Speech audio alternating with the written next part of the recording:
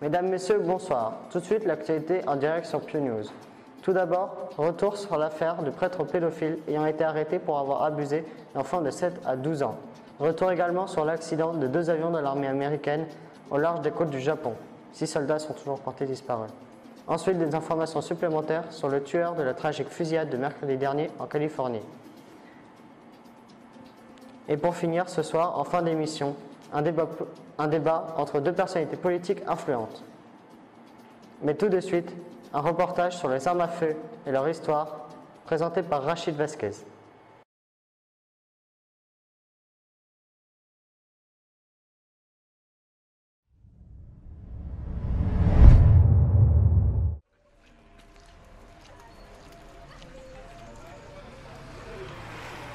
Aux États-Unis, les armes à feu sont un sujet sensible, créatrice de nombreux débats et polémiques, acclamés par certains, hués par d'autres. Nous allons aujourd'hui faire un tour dans leur histoire afin de comprendre l'origine de leur importance.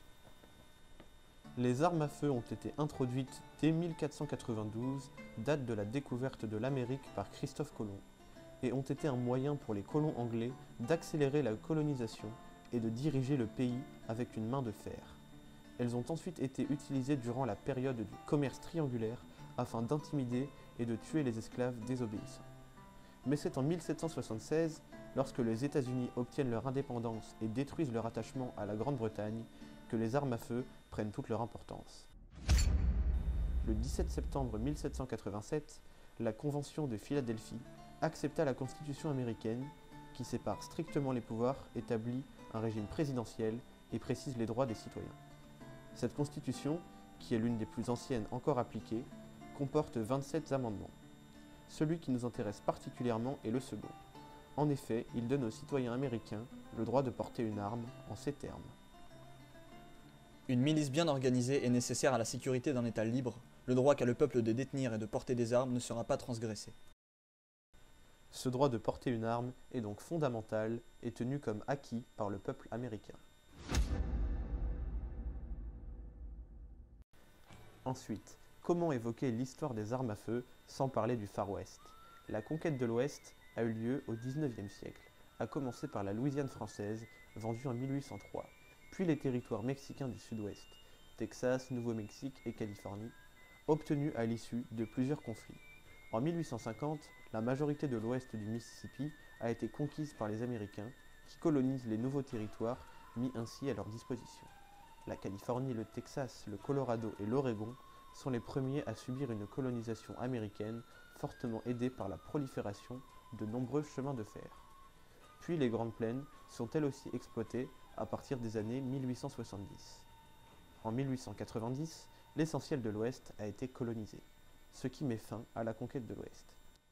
Celle-ci a vu différents événements qui sont entrés dans la légende, comme la fusillade d'Oquet Corral, la bataille de Little Big Horn, le siège de Fort Hallam, la légendaire ruée vers l'or en Californie et les célèbres vols à main armée des différents bandits Butch Cassidy, Jesse James, les frères Dalton, etc.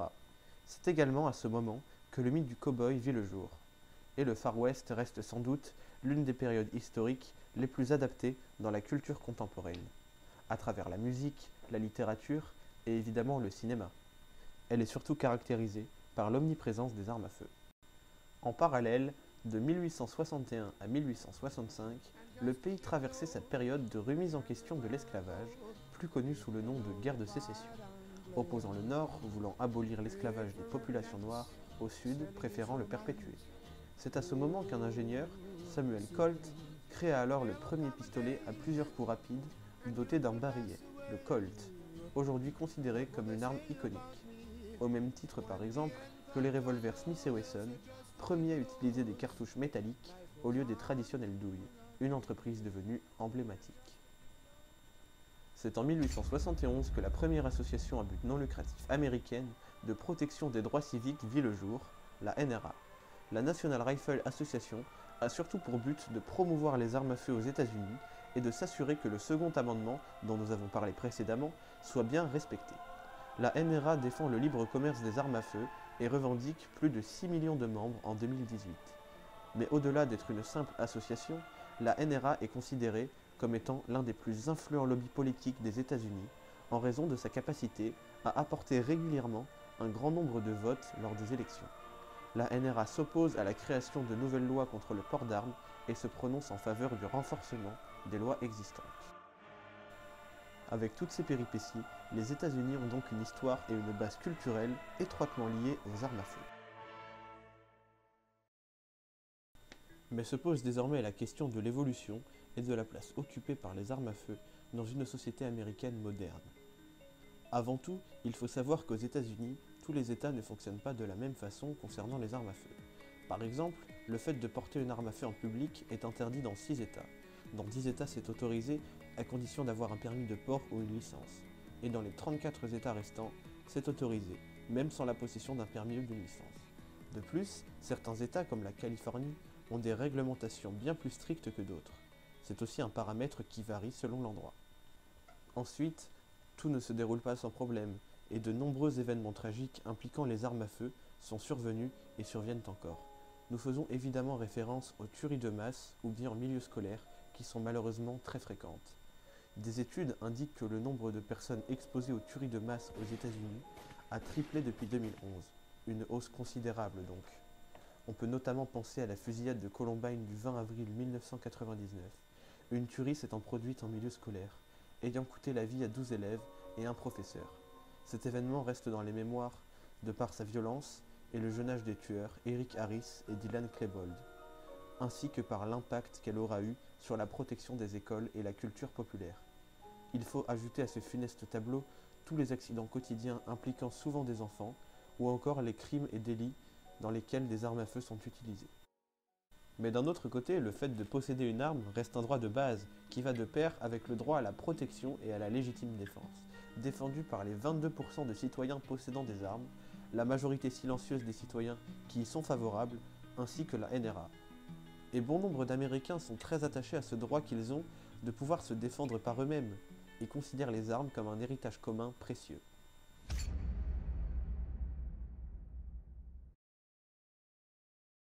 Certains se posent également la question de l'influence de la culture populaire sur les mentalités, notamment concernant certains jeux vidéo réalistes représentant des armes, ainsi que leur présence dans une énorme partie des productions cinématographiques et littéraires américaines qui sont accusées de contribuer à une certaine culture de la violence propre aux États-Unis. Les fictions auraient ainsi un rôle important à jouer dans la violence de la société américaine. On peut en effet relever certaines icônes de la littérature américaine, comme Buffalo Bill, archétype de la virilité et défenseur de valeurs telles que l'autonomie, l'indépendance ainsi qu'un code moral strict.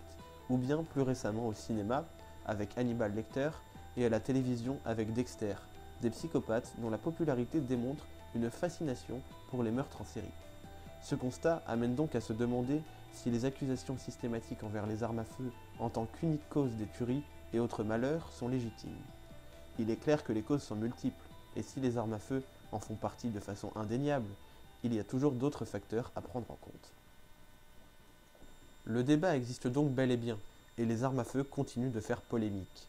Certains mouvements récents le démontrent, avec par exemple la manifestation March for Our Lives, en réaction à la tuerie dans un lycée de Floride qui a fait 17 morts en février. Même si les armes à feu n'ont de cesse de faire parler d'elles, elles disposent d'appuis historiques, sociaux et politiques solides, ainsi que de la confiance de nombreux citoyens, et ont donc encore de beaux jours devant elles.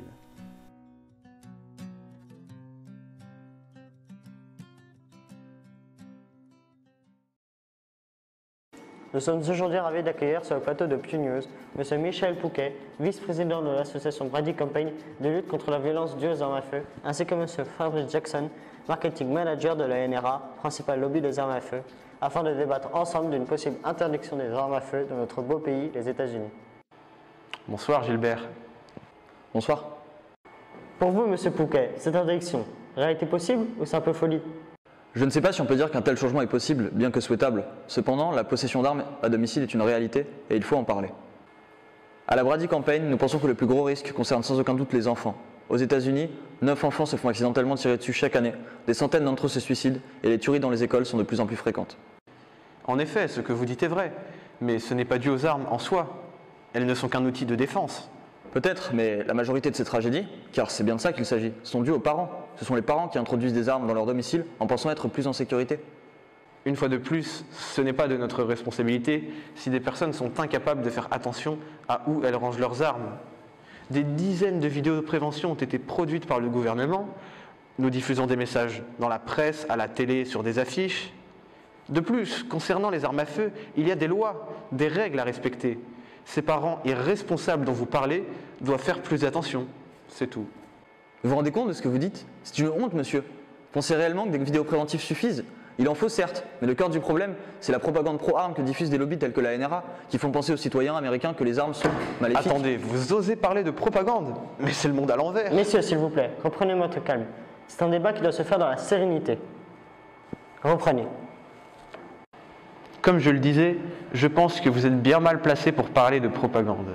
En effet, ces dernières années, c'est plutôt les lobbies anti-armes tels que vous qui gagnez de l'influence, notamment grâce à des campagnes publicitaires massives sur Internet. Et tant mieux, les gens ouvrent les yeux sur la réalité des horreurs que vous défendez. Comprenez, monsieur Pouquet, nous ne défendons pas les criminels ni les crimes commis. Ces derniers seront jugés et punis par la loi. Nous défendons le droit à la protection et à la légitime défense de nos citoyens. Le deuxième amendement de notre Constitution, l'auriez-vous déjà oublié? Se sentir en sécurité est un droit fondamental. Oh, par pitié, ne me ressortez pas cette vieille cassette. On devrait peut-être arrêter de se référer à un bout de papier écrit il y a plus de 200 ans. De nos jours, le monde a changé. Les armes sont devenues une menace et il faut éradiquer le problème à la source. À ce niveau-là, c'est une remise en question totale de notre société que vous demandez. Voyons, arrêtez un peu d'être utopiste et voyez la réalité en face. De plus, des récentes études ont prouvé que, plus que jamais, les citoyens américains sont convaincus qu'avoir une arme est un gage de sécurité. Et ils sont convaincus par qui, hein? Pour la deuxième et dernière fois, messieurs, un peu de sérieux. Dois-je vous rappeler le sujet de notre débat? Allez-y, monsieur Jackson. Donc si je résume vos propos, vous voulez enlever aux Américains un de leurs droits fondamentaux, changer des siècles de traditions et de culture. Tout ça pourquoi? Installer un climat d'insécurité? Un climat d'insécurité? Mais enfin, ouvrez les yeux. Le climat d'insécurité, on est en plein dedans. Il y a 11 000 personnes blessées à l'arme à feu par an. Le nombre de blessés a augmenté de 11% depuis 2011 et le nombre de morts de 4%. Et il y a eu 239 fusillades dans les écoles depuis 2012. Et j'en passe. Ils sont bien beaux, tous vos chiffres là. Bon, déjà j'aimerais bien savoir d'où ils sortent. Ensuite, vous qui pensez tant aux citoyens américains, avez-vous songé un seul instant au nombre hallucinant de personnes qui perdraient leur travail si tout était interdit? Les armuriers, les fabricants, les stands de tir, etc. Et pour l'État, cela représenterait des pertes financières immenses que l'on ne peut pas se permettre. Mais le business d'armes à feu coûte déjà 229 milliards de dollars à l'État chaque année. Oui, mais ce business, comme vous dites, reste rentable et il contribue au bon développement de notre pays. Peu importe, il est évident que les armes à feu ont apporté plus de problèmes que de solutions, et ça on le remarque de plus en plus de nos jours. Donc vous êtes pour l'interdiction totale de la libre circulation des armes à feu aux États-Unis? Évidemment. Vous ne pourrez jamais changer le passé, l'histoire de notre nation. Les armes à feu sont un symbole de ce pays et elles le resteront à jamais. Alors pour vous, monsieur Jackson, les idées de monsieur Pouquet sont impossibles à mettre en place? Parfaitement impossible. Et c'est bien mal connaître les États-Unis que de penser le contraire. Nous savons pertinemment que si un tel changement devait survenir, ça ne se fera pas en claquant des doigts. Nous souhaitons d'abord durcir les lois, c'est-à-dire rendre plus difficile l'obtention du port d'armes, passer l'âge légal de 18 à 21 ans et interdire le port d'armes dans les lieux publics, et ce, dans tous les États. Même avec toutes ces mesures, ça ne changera pas la donne. La situation est trop complexe. Je suis convaincu du contraire. Messieurs, je suis désolé de vous annoncer qu'il est déjà temps de mettre fin à notre débat. Merci beaucoup d'avoir bien voulu y participer, et nous verrons bien à qui l'avenir donnera raison. On enchaîne avec la météo.